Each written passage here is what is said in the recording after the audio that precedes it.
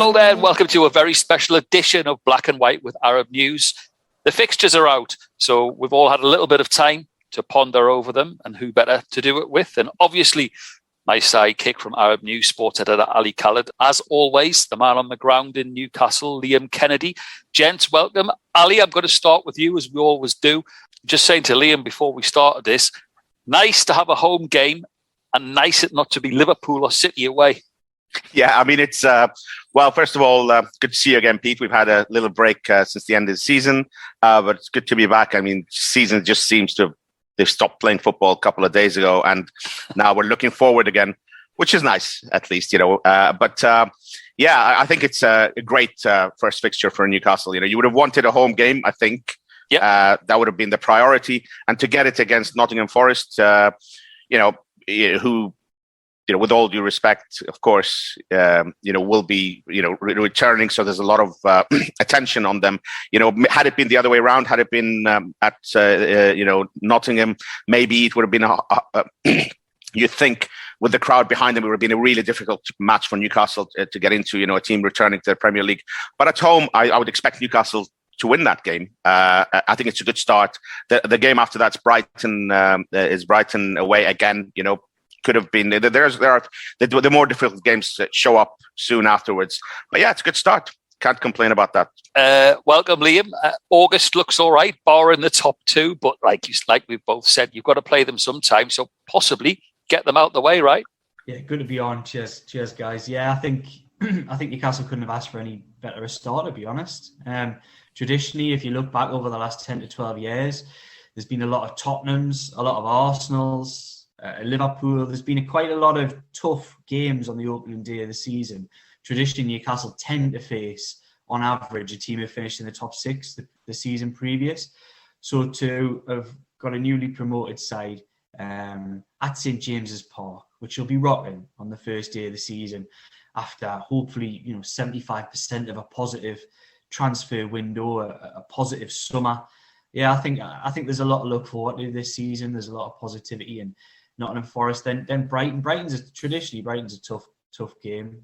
I know Newcastle went and got a result down there last time out, but they often find it really, really tough to go and get something. Probably the first result they've had against them, isn't it? In the top flight. Yeah, in the top flight, yeah. And it was the first time when they beat them at home. It was the first time they'd beaten Brighton since they got promoted with Brighton in 2017. So they don't have a great record against a team like Brighton, but as we've seen last season, Eddie Howe isn't messing around. Records are there to be broken, and I don't see any concerns in those opening two. Like you say, you've got Man City, you've got Liverpool. You have to play both. This is the thing about fixtures, and I don't want to be like that guy, but you are. Play everybody twice. You play them at home, play them away, and obviously it's nice to get a good sequence, because I do feel last season Newcastle were dealt a poor hand at certain times in the season, particularly around that Christmas period, where there was a run of games against, or the run of impossible games, you would describe it as, where it was, Manchester City, Liverpool, Leicester away. It was Manchester United. It was an incredible run of games. So it's nice to see that there isn't really, or there doesn't appear to be any of those sort of runs in this one. Liam, feel free to jump in here, but I'm going to ask Ali about something that cropped up on Twitter this morning from a rival fan, and it's a great point. It was a really good tweet, and I wanted to ask you both. Obviously, the fixtures come out, and it is part of the excitement knowing who your team's going to start off with. But yet again, when you look at Liverpool, Manchester United, City, none of those big games are there until Christmas. I mean, you'd never see a Man United or a Man City opener day, a derby day. I wonder what the reason for that is. Yeah, I mean, I was looking at Liverpool's fixtures. Liverpool do play United actually on the third game of the season, but there has been talk of the top six, or the big six, if you want, requesting not to play against each other in the build-up to the World Cup. So okay. I'm not sure how that's worked. There's been talk of that. Maybe Liam can shed more light on that one. And there was a lot of speculation on that, and obviously a lot of fans of other clubs not happy with that, and I can see why. I'm not sure that played a part, but I know for Liverpool at least, it's another good start. But they do play Manchester United in the third game of the season. Okay. I'm not sure how difficult that qualifies. It wouldn't have qualified as a difficult game last season. I'm sure United will be much better this season. But listen, I mean, just to go back on the point Liam made, this whole idea of having a good start, it really only applies for the first 2 to 3 matches anyway, because as he rightly said, it might be a cliche, but eventually you're going to play everyone, and obviously the longer once you get into the second month, everybody starts playing everyone. So really what you're looking at for a good start is the first 2 to 3 games, possibly the first month. After that, you can't keep saying like, right, we're meeting so-and-so in October, November, that's just, naturally these are going to come and everyone's going to play each other. It's a cliche, yeah, but it's a cliche for a reason. And I think, I think in that sense, Newcastle having those 2 opening games, I think was very, very positive. Okay, so round up, Liam, would you be happy, say, first month when you're looking at Forest at home, Brighton away, City at home, Wolves away, Liverpool away? I'm going to go 3, 4, possibly 5 points out of August would be a decent return. Would you be happy with that? Yeah, I think it's a fair reflection. I think the form that Newcastle showed from late January on to May, I think you might even hope for 2 wins, I would say, in that sequence, the first month. I think that would be a fair reflection. But they're not, apart from 2 or 3 of those aside, that there are some tough games in there that you probably don't expect to get anything from. Look, I think the way I'm looking at things is quite pragmatically. I'm looking at Newcastle United last season, who finished 11th, and looking at the squad they managed to do that with. And I've got absolute confidence. I see a lot of people out there, and this is slightly going off topic, but I see a lot of people out there really losing their heads about, we're not going to sign him. We're missing out on him, this, that, and the other. I've got absolute trust in the process that Newcastle United will be a much stronger side than what they were last season, and they finished 11th last season. So pragmatically, you look at it and say they'll be a top half team this season. I've got absolutely no doubt about that, because they will sign 3 to 4 more players who will add considerable quality to that squad. And you go to places like Brighton, where they got a draw last year. You go to places like Wolves, whoever. You even go to somewhere like Liverpool, where obviously I was at Liverpool last year for 60, 70 minutes. Newcastle United went toe-to-toe Liverpool in that game and could have got something. Bar the odd decision. Look, Liverpool were a much better side, but could have got something. Manchester City, every time Newcastle play Manchester City, there just seems to be light years between the two.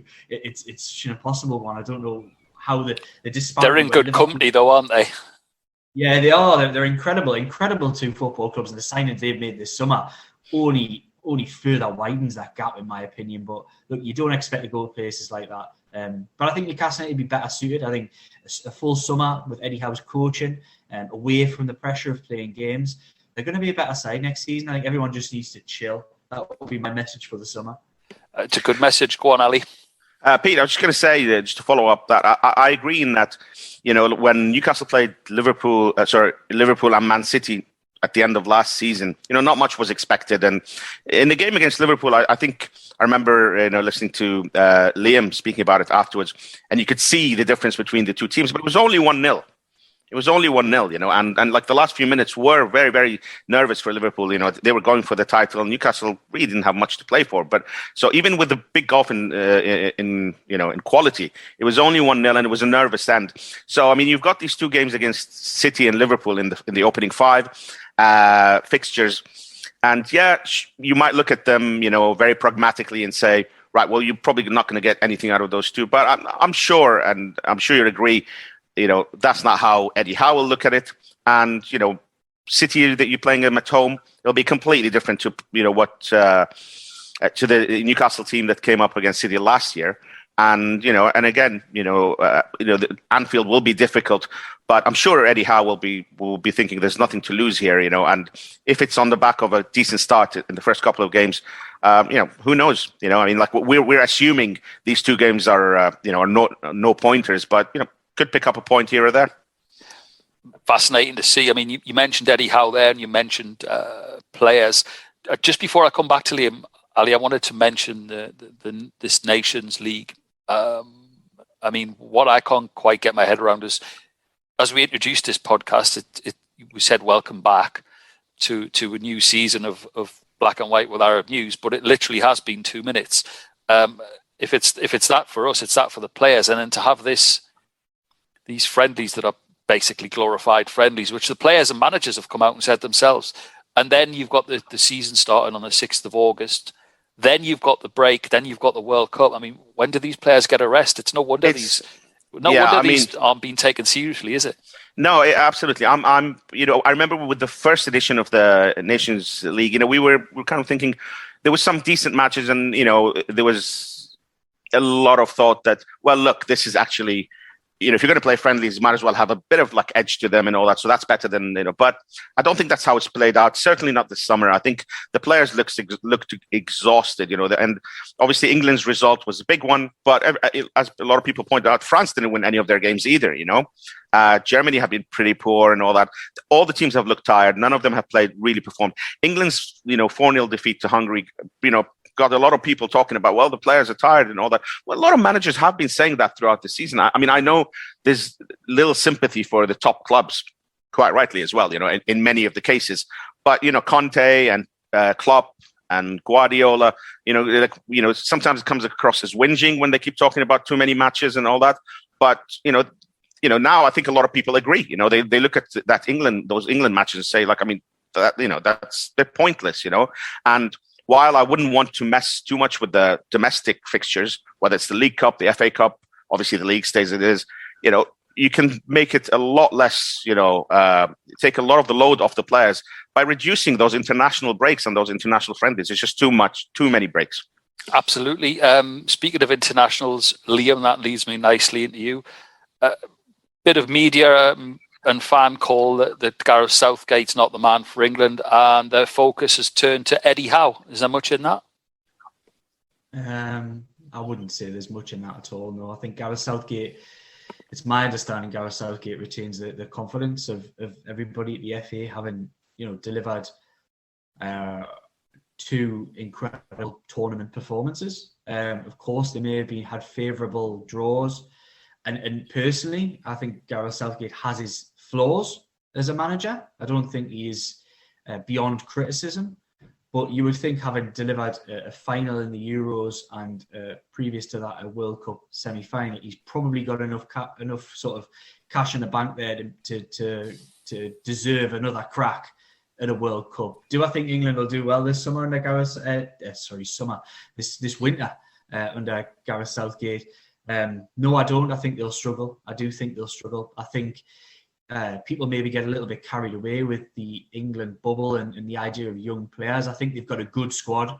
I do think they've got a good squad. Do I think they've got a squad that matches the likes of France and others, even Brazil and Argentina potentially? I actually don't. I think England falls short of that level. If they get a bit of luck, they can go deep in the tournament. We don't know how much that's going to affect the timing of the tournament, whether it's going to be a positive or a negative, because we've always traditionally talked about the idea of the Premier League burnout and how people are knackered at the end of the season and can't really produce in tournaments. Well, they should be fighting fit halfway through a season. They should be really in that prime of fitness. So it'll be interesting to see that. But that's the same for everybody across the globe. So yeah, I'm excited. Always excited for these major tournaments. But I don't see Eddie Howe being called upon, getting his national call. Although he is very, very well thought of. One little aside to that, I'm waffling a bit, but just tell us to stop if you want. But a little aside to that is, interestingly, that Gareth Southgate has very good connections at Newcastle United. There are good connections with Amanda Staveley. They kind of live in the same area, or where Staveley's from, have a friendship, long-standing friendship. And also, of course, Dan Ashworth, who worked with Gareth Southgate through all of the youth development in the England DNA project. So it depends what level Newcastle United are at when that does kind of move around. But if they were to come calling for Eddie Howe, I wouldn't be for it. And I don't think many Newcastle fans would definitely welcome him to Newcastle United, but it wouldn't be the biggest of shocks if Gareth Southgate was talked about as a potential future Newcastle United manager. Interesting. Eddie Howe's the current one, and he's got a bit of work to do if you're according to the fans. But as we've said, Liam, it's summer, so chill. It will get done. I'm with you. I'm sure that business is about to be done. But any word on it's always the same, isn't it, with any football club? And I think Newcastle aren't special in this case. A player gets mentioned weeks before the window opens, and of course then he gets mentioned time and time again, and of course the fans build up this, oh, they've not signed yet. So the summer of discontent starts with Botman again. He is it on or off in your opinion? I think fans fall in love too much with the idea of players before they've even got close to signing. I think it's in particular a social media problem. Right. People already write them into their teams. I call it in many ways, it's like a football manager, championship manager type mindset where people are already signing these players in their head before they've even got close to coming through. Where's he play? Where's he fit in? That's the one. They're already writing their teams. They're doing their team selectors on and when that doesn't happen and falls through, they're heartbroken. They're heartbroken that this player that they'd already penciled or penned into the Newcastle United team who's going to start against Nottingham Forest isn't even anywhere close and ends up at AC Milan. I would definitely say Sven Botman probably falls into that one. There is a lot of mirrors. There's a lot of games going on here between Lille, Newcastle, AC Milan, the player and his representatives. They're telling everybody that he definitely wants to come. You have to use your spidey senses here and sort of think, does he really want to come? And I think that's one thing that Newcastle United fans have to ask themselves, that we've seen these type of things play out before. There's a lot of money involved here and a lot of people want to make more money. And that's what's happening here. We're talking about Leo, we're talking about his representatives, we're talking about the player himself. I'm not ruling out he could end up as a Newcastle United player, but let's be clear, he wants to sign for AC Milan. So if AC Milan put the money up, he will end up at AC Milan. If they don't put the money up, then Newcastle United will end up paying more for the player than AC Milan would have had to pay for him. This Newcastle tax is a very real thing at the moment. But he's a very good player. And even if we are his second choice, let's not be silly here. You're talking about a multiple European Cup winning side who just won Serie A, can offer Champions League football. Don't get heartbroken if a guy chooses AC Milan over Newcastle United. We're not at that level yet. Okay. I couldn't have said it better myself. I was just about to say something similar, but I think Liam summed it up perfectly. I think, it applies to fans of all clubs, but I follow a lot of Newcastle fans, and I've seen a lot of irritation so far, and people saying, we're being stitched up by, clubs here and other, the Newcastle tax. Absolutely true. But it is, you have to get used to it. And because it applies to all the big clubs, it happened to Man City. I mean, it happens to pretty much all the top English clubs as well. When the minute they want to sign a player from Europe, they know that Manchester United and Chelsea and Liverpool, and the spending power of these top clubs in England, unlike sort of say in the 90s where Milan were ruled Europe, the Italian clubs don't even have the spending power of like mid-table Premier League teams these days, So, this Premier League tax or Newcastle tax will happen. And I've seen a lot of Newcastle fans, getting irritated by it.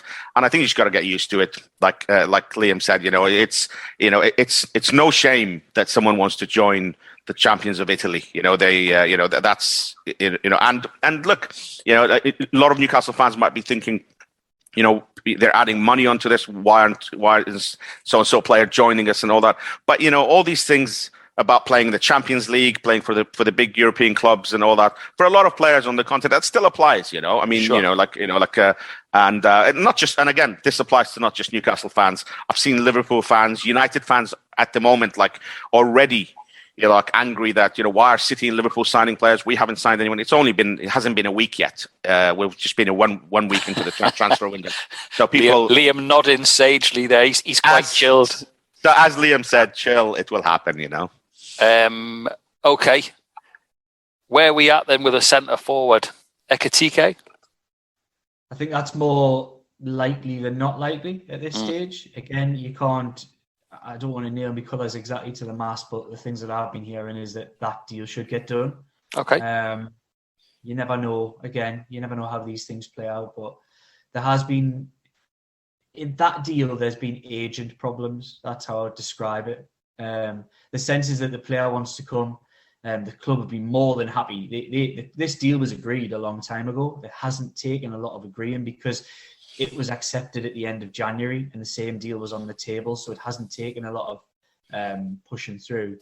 It's the agent problems. It's not necessarily fees. There was a little bit of that at the start of this. It's more gone on to delay tactics to see if other clubs might step in. Sure.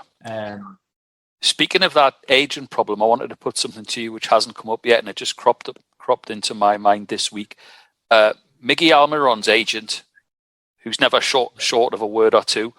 Let's rewind 6 months back when he had to see where his options were, and now he's saying, of course, he's staying at Newcastle. They're the best club in the world. Why wouldn't he want to?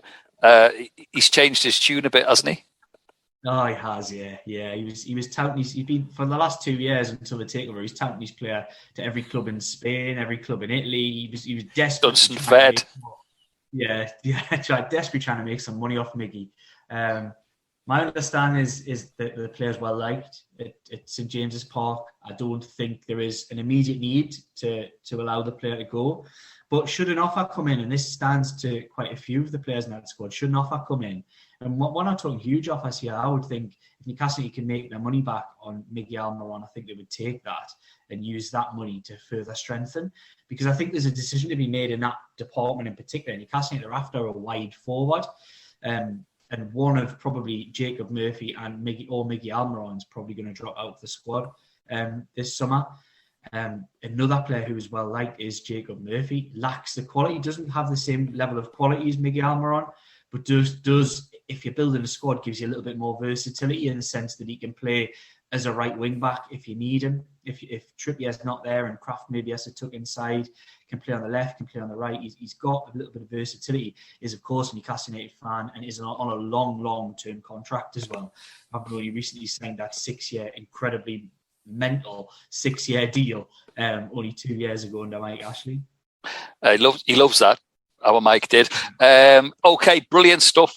Listen, we'll get back to you, Liam, as it builds up, as we get toward the beginning of what's going to be an epic, exciting season. Ali, last word, as always, goes to you. And I'm looking at May because the run-in, as well as equally as exciting as the start to the season. And in that, you've got Arsenal. There's a clutch there. You've got Arsenal at home, Leeds away, Leicester at home, and Chelsea away.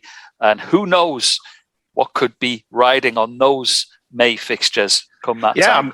I mean, if Newcastle are, fighting for European places, those are names that, they could be up against, I remember at the end of last season, Liam said, seeing the trajectory of where the club's going, where the team's going, we wouldn't be surprised if they are there or thereabouts with West Ham, around where West Ham are, fighting for those European places. And don't forget, because there's so many big teams up there, that Newcastle eventually will have to navigate to get in the top four and to fight for the title.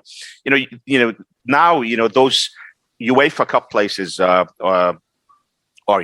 Europa, should we say, it's like Arsenal and Manchester United and Chelsea were in danger of dropping out. So those are the teams that you're going to be playing to finish in the top 7 or 6. So yeah, absolutely very exciting. And you mentioned those couple of games, Arsenal, Chelsea. Yeah, it could be teams that you're going up against for the places in Europe. And one last thing about the transfer window, because I think we're going to take another break and get back later. I think it is, just to reiterate what Liam said, it's early days. I think each club, especially the top clubs, and especially Newcastle these days, will get linked with 50, 100 players each day. You're going to get linked to 5. Mathematically, it's a waste of time to worry about it. At the end of the day, you're going to sign 3, 4 players maximum. Maybe 5 if you're having a major overhaul. So the majority of those 50 to 100 players you're getting linked with, are absolute nonsense. So don't worry too much about it. Eventually, trust the process, as they say. Trust the process. Fun times ahead. What I can promise you is, Ali's right. We will be back soon with a preview for the new season. Looking forward to that. As always, Liam, thanks again for your time. No doubt we will be welcoming you back onto Arab News, our very own dedicated NUFC podcast. Black and White with Arab News. That's it from me. How are the lads?